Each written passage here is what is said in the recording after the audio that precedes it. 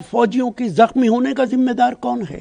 आपको क्या हक है कि आप कि उन्होंने कहा था कि सेलिब्रेट करने की कोई वजह नहीं है, क्या कहेंगे सर इस पर? देखिए, मेरा ये बयान 24-25 साल पुराना है, जो हर साल भारतीय जनता पार्टी का कोई ना कोई नेता निकाल के लाता है और हर साल मैं इसे क्लैरिफाई करता हूँ। मेरा कहना है, कारगिल के अंदर हमारी फौज ने शानदार काम किया। फौज काबिल तारीफ है। पूरे देश को ये हक हासिल है कि वो इसका जश्न मनाए, विजय मनाए, लेकिन भारतीय जनता पार्टी को कोई हक नहीं है कि कारगिल का विजय दिवस मनाए।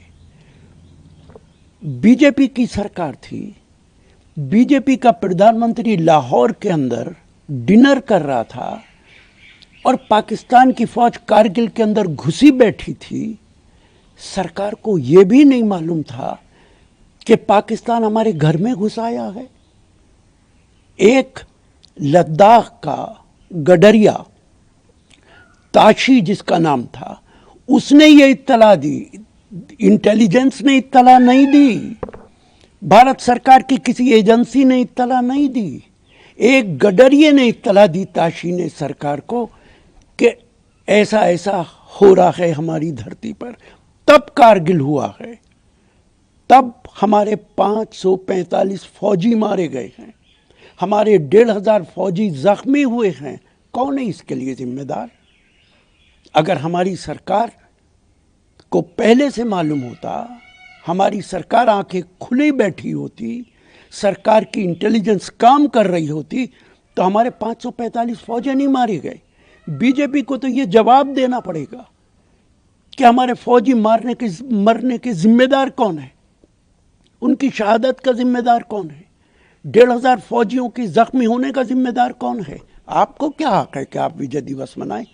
विजय दिवस हम मना सकते हैं, देश मना सकता है, बीजेपी नहीं मना सकती है। और फिर मैं बीजेपी के नेताओं से यह भी पूछता हूं, अटल जी की सरकार ने उस वक्त एक कमेटी बनाई थी, उस कमेटी का चेयरमैन मौजूदा फॉरेन मिनिस्टर के फादर मिस्टर सुब्रमण्यम स्वामी थे। उनकी रिपोर्ट भी पढ़ लो कि उन्होंने सरकार से क्या क्या कहा था कि आपकी क्या क्या कमियां। राशिद अल्वी के अलावा मौजूदा फॉरेन मिनिस्टर के फादर की रिपोर्ट पढ़ो कि उन्होंने आपकी सरकार के ऊपर क्या क्या कमियां निकाली थी और क्या क्या रिकमेंडेशन दी थी। तो जिस बात पे बीजेपी को शर्मिंदा होना चाहिए, उस पे हम पे इल्ज़ाम लगा रहे हो। ये कह रहे हैं कि आप ये भी कह रहे हैं कि ये बीजेपी का युद्ध था। बिल्कुल नहीं, मैंने जो बयान दिया है यही उस वक्त भी दिया था।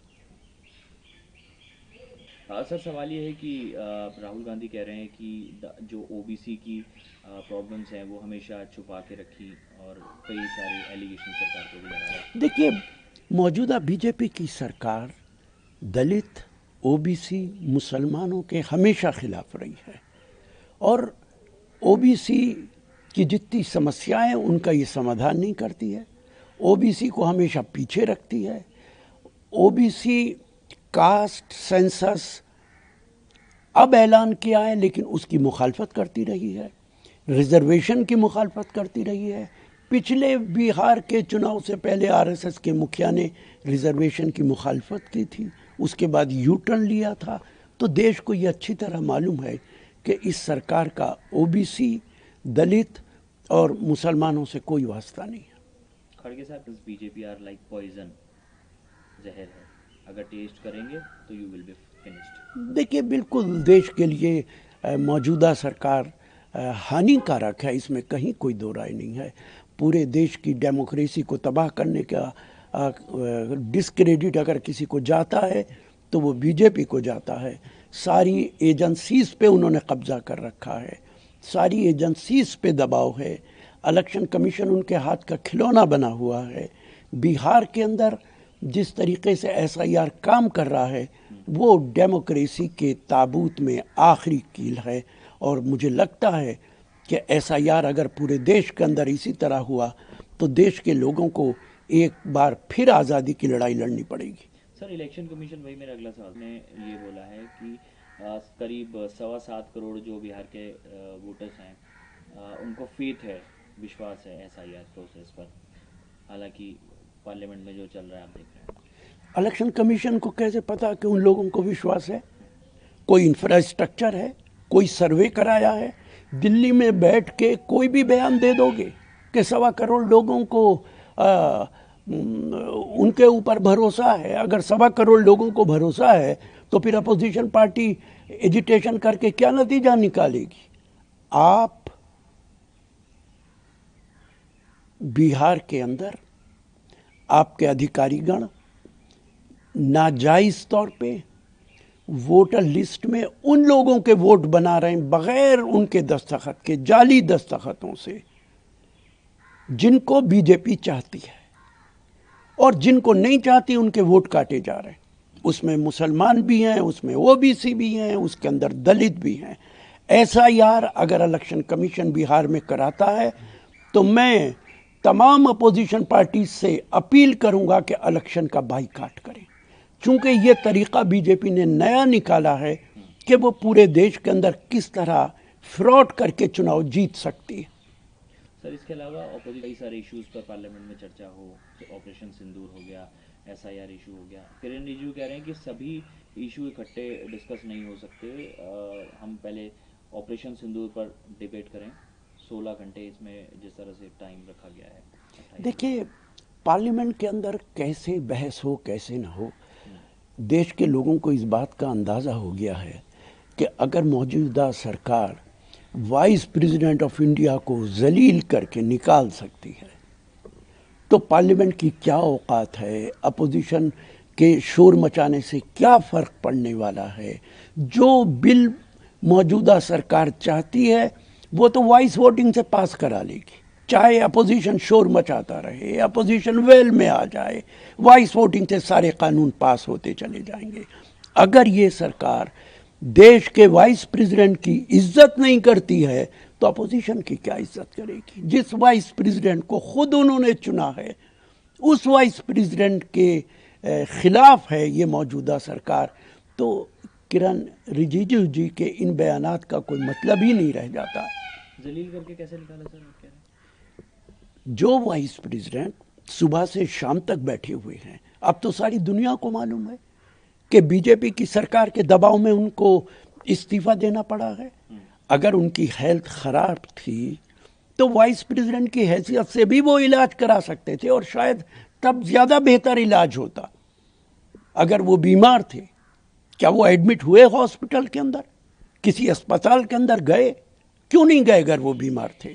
आज सबको पता है बीजेपी के दबाव में उनसे इस्तीफा लिया गया, बीजेपी की सरकार के दबाव में।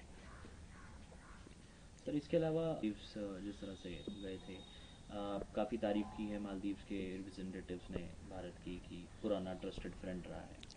हमारे प्रधानमंत्री को घूमने के अलावा कोई दूसरा काम नहीं है। मेरे ख्याल से वो 80-85 कंट्रीज़ अभी तक घूम चुके हैं और एक एक कंट्री 3-3, 4-4 बार, 10-10 बार तक गए हैं। माले के अंदर अवाम हमारे खिलाफ है। जो वहाँ के प्रेसिडेंट हैं उनका सगा साला ट्वीट करके कहता है, प्रधानमंत्री के खिलाफ बोलता है कि ये मुसलमानों के खिलाफ है, इन्हें बुलाना नहीं चाहिए था। बाद में उस ट्वीट को डिलीट किया जाता है। इससे हमें अंदाज़ा है कि माले हमारे बारे में क्या सोचता है। सर इसके अलावा 160,000 वोटर्स को मैनिपुलेट किया गया कर्नाटका में। डीके शिव कुमार, राहुल गांधी सब इस तरह। कर्नाटका में नहीं, ये काम पूरे देश में होगा। इसीलिए मैं कहता हूँ कि बिहार के अंदर इलेक्शन का बाइकाट करना चाहिए। देश को पता चलना चाहिए कि बीजेपी और इलेक्शन कमीशन किस तरह देश के अंदर इलेक्शन करा रहा है।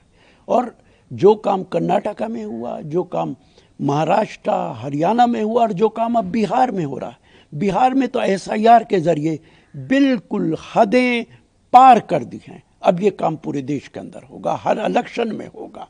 और जो वोट बीजेपी की सरकार को लगता है कि ये बीजेपी के खिलाफ जा सकता है, उनको काट दिया जाएगा।